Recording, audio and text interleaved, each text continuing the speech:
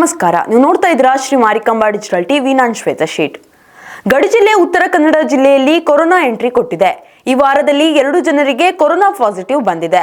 ಆದರೆ ಆಸ್ಪತ್ರೆಯಲ್ಲಿ ಇರಬೇಕಾದ ರೋಗಿ ಈಗ ನಾಪತ್ತೆಯಾಗಿದ್ದು ಮತ್ತೆ ಕೊರೋನಾ ಹರಡುವ ಆತಂಕ ತಂದೊಡ್ಡಿದೆ. ಈ ಕುರಿತು ಒಂದು ರಿಪೋರ್ಟ್ ಇಲ್ಲಿದೆ.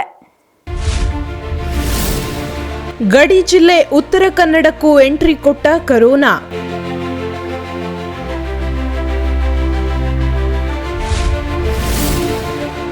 ಗರ್ಭಿಣಿ ಮಹಿಳೆ ಹಾಗೂ ವಾಹನ ಚಾಲಕನಲ್ಲಿ ಕೋವಿಡ್ ಪಾಸಿಟಿವ್.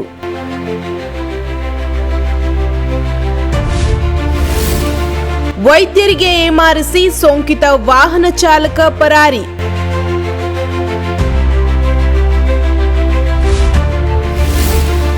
ಆರೋಗ್ಯ ಇಲಾಖೆಗೆ ತಲೆನೋವು ತಂತು ಸೋಂಕಿತ ವ್ಯಕ್ತಿ ಪತ್ತೆ ಕಾರ್ಯ.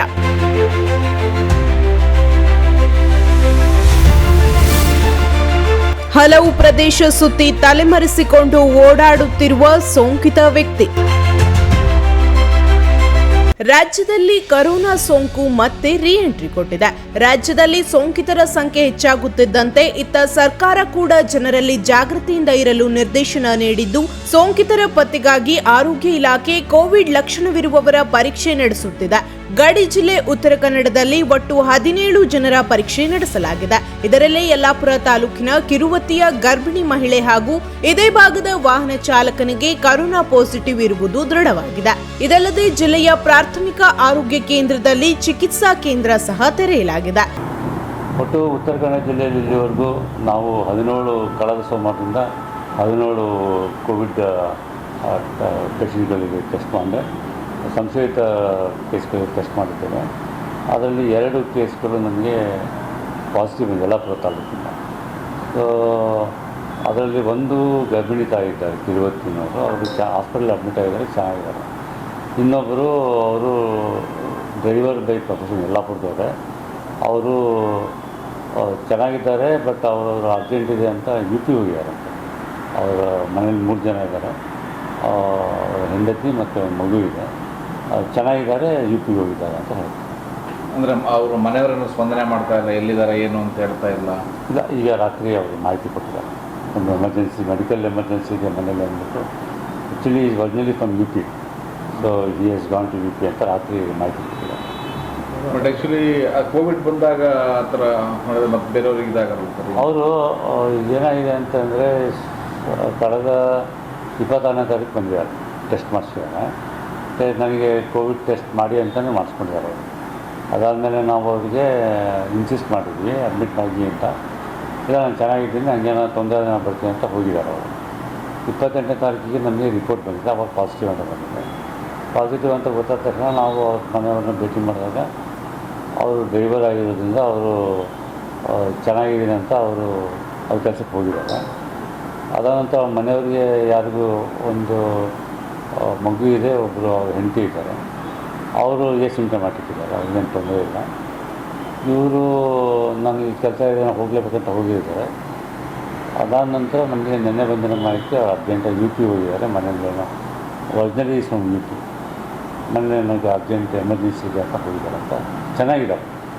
ಇನ್ನು ಕೋವಿಡ್ ಪಾಸಿಟಿವ್ ಬಂದ ಹಿನ್ನೆಲೆಯಲ್ಲಿ ಚಿಕಿತ್ಸೆಗಾಗಿ ಗರ್ಭಿಣಿ ಮಹಿಳೆ ಹಾಗೂ ವಾಹನ ಚಾಲಕನನ್ನು ಯಲ್ಲಾಪುರ ಸರ್ಕಾರಿ ಆಸ್ಪತ್ರೆಯ ಕೋವಿಡ್ ವಾರ್ಡ್ಗೆ ಕರೆತಂದಿದ್ದಾರೆ.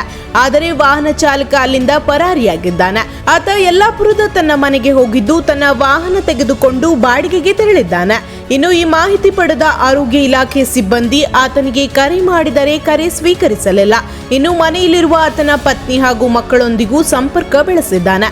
ಇನ್ನು ವಿಷಯ ಅರಿತ ಆರೋಗ್ಯ ಇಲಾಖೆಯವರು ಆತನ ಮನೆಗೆ ತೆರಳಿ ಆತನ ಪತ್ನಿ ಮಕ್ಕಳ ತಪಾಸಣೆ ಮಾಡಿದ್ದು ನೆಗೆಟಿವ್ ಬಂದಿದೆ. ಆದರೆ ಆತ ಎಲ್ಲಿ ಹೋದ ಎಂಬ ಬಗ್ಗೆ ಮಾಹಿತಿಯನ್ನು ಸರಿಯಾಗಿ ನೀಡದೆ ಕುಟುಂಬದವರು ಸಹ ಮರೆಮಾಚಿದ್ದು, ಒಂದೆಡೆ ಉತ್ತರ ಪ್ರದೇಶಕ್ಕೆ ಹೋಗಿದ್ದಾನೆ ಎಂದರೆ ಮತ್ತೊಮ್ಮೆ ಬಾಡಿಗೆಗೆ ಹೋಗಿದ್ದಾನೆ ಎಂದು ಇಲಾಖೆಗೆ ಮಾಹಿತಿಯನ್ನು ತಪ್ಪಾಗಿ ನೀಡಿದ್ದಾರೆ. ಹೀಗಾಗಿ ಆತ ಎಲ್ಲೆಡೆ ತಿರುಗಾಡುತ್ತಿದ್ದು ಇನ್ನೊಬ್ಬರಿಗೂ ಸೋಂಕು ಹರಡುವ ಆತಂಕ ತಂದೊಡ್ಡಿದ್ದು ಆತನ ಹುಡುಕಾಟವೇ ಆರೋಗ್ಯ ಇಲಾಖೆಗೆ ದೊಡ್ಡ ತಲೆನೋವಾಗಿದೆ. ಕೋವಿಡ್ ಬಂದಾಗ ಸರ್ ಅವ್ರಿಗೆ ಮತ್ತೆ ಪ್ಯಾಕ್ ಮಾಡ್ತಿರೋ ಯಾವ ಥರ ಕ್ರಮ ಕೈಗೊಳ್ತಾರೆ ಸರ್? ಯಾಕೆಂದರೆ ಕೆಲವರು ಬಂದರು ಅವರು ಮಾಮೂಲಿಯಾಗಿ ಓಡಾಡ್ಕೊಂಡು ಇರ್ತಾರೆ, ಅಂಥವ್ರ ಮೇಲೆ ಏನಾದರೂ ಇಲ್ಲ, ಅದು ನಮ್ಮ ಇಂಟೆನ್ಷನ್ ಇರುತ್ತೆ ಇರಲಿಲ್ಲ. ಅವ್ರು ಸಿಗ್ತಾನೇ ಇಲ್ಲ ನಮಗೆ ಅಂದರೆ ನಾವು ಅವರಿಗೆ ಮಾಹಿತಿ ತೊಗೋತಾ ಇದ್ದೀವಿ, ಚೆನ್ನಾಗಿದ್ದಾರೆ ಅಂತ ಹೇಳ್ತಾ ಇದ್ದಾರೆ. ಅವ್ರ ಫೋನ್ ನಂಬರು ನಮಗೆ ಸಿಗ್ತಾ ಇಲ್ಲ. ಅವ್ರ ಹಸ್ಬೆಂಡ್ ಏನು ಪೇಷಂಟ್ ಇದ್ದಾರಲ್ಲ, ಅವ್ರ ನಂಬರ್ ಸಿಗ್ತಾ ಇಲ್ಲ. ನಾವು ಇವತ್ತೂ ಅವ್ರಿಗೆ ಪ್ರಯತ್ನ ಪಡ್ತೀವಿ ಮಾತಾಡೋಕ್ಕೆ. ಬಟ್ ಸ್ಪಂದನೆ ಇಲ್ಲ. ಸ್ಪಂದನೆ ಇಲ್ಲ ಅಂತ ಅನ್ನೋದಕ್ಕಿಂತ ಅವರು ಇಷ್ಟು ಹೇಳ್ತಾರೆ, ಚೆನ್ನಾಗಿದ್ದಾರೆ ಅಂತ ಹೇಳ್ತಾ ಇರೋದ್ರಿಂದ ನಾವು ಜಾಸ್ತಿ ಬಲವಂತ ಮಾಡೋಕ್ಕಾಗಲ್ಲ. ಬಟ್ ನಿಯಮಾವಳಿಗಳು ಥರ ಹೇಗಿದೆ ಸರ್? ಈಗ ಆ್ಯಕ್ಚುಲಿ ಕೋವಿಡ್ ಬಂದಾಗ ಅವ್ರಿಗೆ ಆ್ಯಕ್ಚುಲಿ ಈ ಥರ ಕೇಸ್ಗೆಲ್ಲ ಅಡ್ಮಿಟ್ ಮಾಡಬೇಕಂತಲೇ ಇದೆ. ಅವ್ರು ಅಡ್ಮಿಟ್ ಆಗೋದಿಲ್ಲ ಅಂತ ಹೇಳಿಬಿಟ್ರೆ ನಾವು ಇರೋಕ್ಕಾಗೋದಿಲ್ಲ ಅಂತಲೇ ಹೇಳಿ ಹೋಗಿದ್ದಾರೆ. ಸರ್, ಈಗ ಕೋವಿಡ್ ಬಂದವರಿಗೆ ಸರ್ ಈಗ ಜಿಲ್ಲೆಯಲ್ಲಿ ಎಲ್ಲಿ ವಾರ್ಡ್ಗಳನ್ನು ಇದು ಮಾಡ್ತಿದ್ದಾರೆ? ಈಗ ನಮ್ಮ ಎಲ್ಲ 10 ತಾಲೂಕು ಆಸ್ಪತ್ರೆಗಳಲ್ಲಿ ಮತ್ತು 3 ಸಮುದಾಯ ಆರೋಗ್ಯ ಕೇಂದ್ರಗಳಿವೆ. ನಮ್ಮಲ್ಲಿ ಒಟ್ಟು 1200 ಆಕ್ಸಿಜನೇಟೆಡ್ ಬೆಡ್ಸ್ಗಳಿವೆ. ಅದಾದ ನಂತರ ಸುಮಾರು 68 ವೆಂಟಿಲೇಟರ್ಸ್ಗಳಿವೆ. ಆಮೇಲೆ ಎಲ್ಲ ತಾಲೂಕು ಹಾಸ್ಪಿಟಲ್ಗಳಲ್ಲಿ PSA ಪ್ಲ್ಯಾಂಟ್ಸ್ಗಳಿದೆ, LMO ಪ್ಲ್ಯಾಂಟ್ಸ್ಗಳಿವೆ, ಕಂಟಿನ್ಯೂಸ್ ಆಕ್ಸಿಜನ್ ಸಪ್ಲೈ ಸಿಗೋ ವ್ಯವಸ್ಥೆ ಇದೆ. ICU ಸಹ ಸುಮಾರು 200 ಬೆಡ್ಡಿನ ICU ವಾರ್ಡ್ಸ್ಗಳು ಸಹ ಇದೆ ಎಲ್ಲ. ಆಮೇಲೆ ಮೆಡಿಸಿನ್ಸ್ಗಳು, IV ಫ್ಲೂಯಿಡ್ಸ್ಗಳು, ಆ್ಯಂಟಿಬಯೋಟಿಕ್ಸ್ಗಳು ಎಲ್ಲವೂ ನಾವು ಆಲ್ರೆಡಿ ನಮ್ಮ ಟ್ರೈನ್ಡ್ ಸ್ಟಾಫ್ಗಳಿದ್ದಾರೆ. We are prepared to face any crisis. Corona positive ಬಂದ ರೋಗಿಗಳು ಐಸೋಲೇಟ್ ಆಗಿ ಇತರರ ಸಂಪರ್ಕದಿಂದ ದೂರ ಇರಬೇಕಾಗಿದೆ. ಆದರೆ ಈ ಹಿಂದೆ ಇದ್ದ ಕಠಿಣ ನಿಯಮ ಮರಳಿ ಅನುಷ್ಠಾನ ಮಾಡದ ಹಿನ್ನೆಲೆಯಲ್ಲಿ ಕೋವಿಡ್ ಪಾಸಿಟಿವ್ ಬಂದ ವ್ಯಕ್ತಿಗಳು ಎಲ್ಲೆಂದರಲ್ಲಿ ಓಡಾಡುತ್ತಿದ್ದು ಮತ್ತಷ್ಟು ಜನರಿಗೆ ಸೋಂಕು ತಗುಲುವಂತೆ ಮಾಡುತ್ತಿದ್ದು ಮತ್ತಷ್ಟು ಭಯ ಜನರಲ್ಲಿ ಮೂಡುವಂತೆ ಮಾಡಿದೆ. ಪ್ರೇರಣ್ ಕಿಡ್ಸ್ ನಿಮ್ಮ ಮಕ್ಕಳ ಉತ್ತಮ ಭವಿಷ್ಯಕ್ಕೆ ಅಡಿಪಾಯವಾಗಬಲ್ಲ ಅತ್ಯುತ್ತಮ ಪ್ಲೇ ಸ್ಕೂಲ್ ವ್ಯವಸ್ಥೆ ಇದೀಗ ನಮ್ಮ ಶಿರಸಿ ನಗರದಲ್ಲಿ.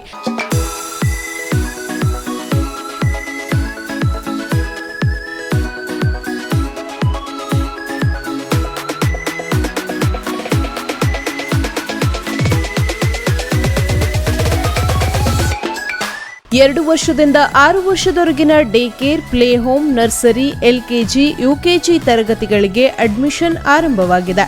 ಆಟ, ಮನರಂಜನೆಯ ಮೂಲಕ ಪಠ್ಯವನ್ನು ಕಲಿಸುವ ನುರಿತ ಅನುಭವಿ ಶಿಕ್ಷಕರ ತಂಡ ನಮ್ಮ ಪ್ರೇರಣ್ ಕಿಡ್ಸ್ನಲ್ಲಿ ಲಭ್ಯವಿದೆ.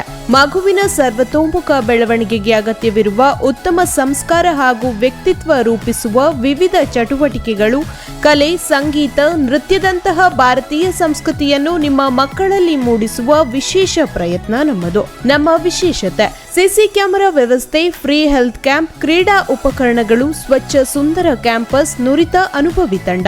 ಇಷ್ಟೆಲ್ಲ ವಿಶೇಷತೆಗಳನ್ನು ಹೊಂದಿದ ನಮ್ಮ ಪ್ರೇರಣ್ ಕಿಡ್ಸ್ನಲ್ಲಿ ಇದೀಗ ಪ್ರವೇಶಾತಿ ಅಂತಿಮ ಹಂತದಲ್ಲಿದ್ದು ಇನ್ನು ಕೆಲವೇ ಸೀಟ್ಗಳು ಲಭ್ಯವಿದೆ.